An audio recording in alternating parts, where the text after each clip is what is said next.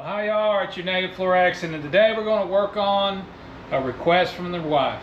That's right, she finally decided what she wanted to eat, and so we're going to work on this today for tomorrow's supper. So hang in there, let's get into it. Alright, so what I got here is some skirt steak, and what she had requested is some fajitas. And so the way I like to do these is I'm going to marinate them for 24 hours, and then I'm going to cook them on my barrel pit over some mesquite lump charcoal. So getting started with that, the first thing we're going to do is take our skirt steak, and I got just a regular old gallon zip top bag. I'm going to place them in there as loose as we can. Take this out of the way. And so whenever I'm marinating meats, I like to put them in a bowl just to make sure that if it bag breaks or gets a leak or whatever, that it's contained within a bowl. Alright, so again, this is just a little marinade that I do. I've got 2 tablespoons of garlic fresh from the jar. I'm going to add some Worcestershire sauce, W sauce, whatever you want to call it. Good 2-3 tablespoons of that. And then I've got here some light or some low sodium soy sauce. And we want to put a couple of tablespoons of that in here. Some of my datil pepper sauce, or you can use whatever kind of hot sauce you have on hand. And then last but not least, I didn't have big cans, but I'm going to put a couple of cans of Dr. Pepper in here. And so essentially the salty stuff we put in here, and then with the Dr. Pepper being sugary, it kind of works like a brine and helps permeate those flavors into the meat. Seal this down, and then I'm just going to kind of toss it around, try to work that around. In the morning, I'll come down and I'll work this bag like this again, just to try to make sure that marinade has got around and in and out of all the meat. We'll leave it in the bowl and set it in the fridge, and next time you see it, we'll be taking it out to put on the pit. Alright, so it's the next day. We got our fajitas out of the marinade, and you can see majority of it. If you got spots like this that's red, that's a good sign that the marinade didn't penetrate it, which it's not going to get every bit of it, but you can tell we got the majority of it. So all I did is I took it out of the marinade, drained them off, patted them with a paper towel. We're just going to add a little bit of special shit to it. I'm not looking for a big Southwest chili flavor, nor am I looking for a bunch of heat. We'll just season these up with this. And then of course, you know I'm going to add some of my house seasoning to it.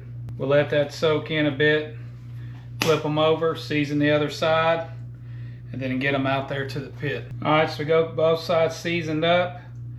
I'm going to go check the temp on my pit. We're at 225.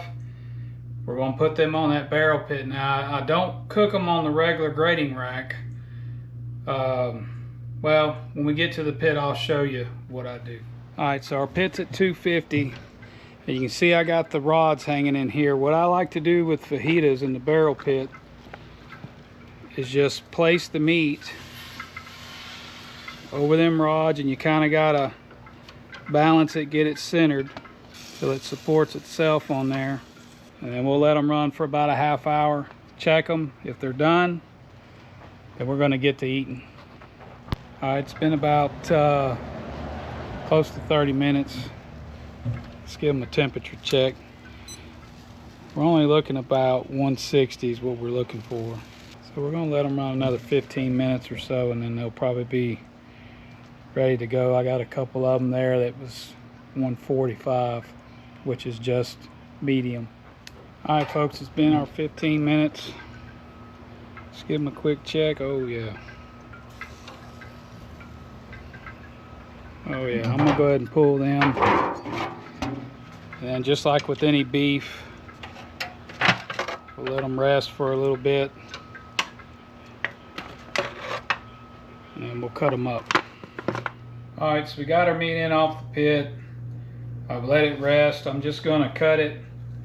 If you're not sure how to cut fajita, what I normally do is cut it into lengths like you would normally eat on a tortilla, and then take and slice it in this direction so that you're cutting across the grain of the meat. The grain of the meat runs this way, and it gives you a much more tender, you know, it's kind of like lots of cut of beef. If you cut it the wrong way, it's not so tender.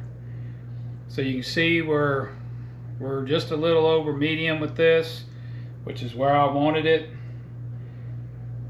and it pulls apart pretty easy. So I think we got us a good tender fajita here. Alright folks, let's give this meat a taste.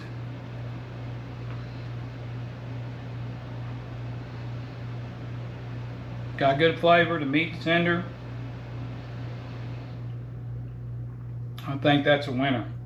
And so, hey, just another different way of cooking fajitas. If you got one of them barrel pits and you're used to cooking them on the grate, try hanging them on your racks. I like doing it that way.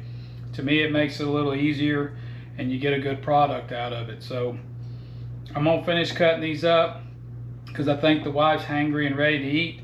But other than that, thanks for watching. Thanks to y'all that have subscribed. And if you hadn't subscribed to the channel yet, go ahead and subscribe. Hit that subscribe button. Ring that bell, and that way you'll get notifications whenever I post a video. So, thanks again. We'll see you on the next one.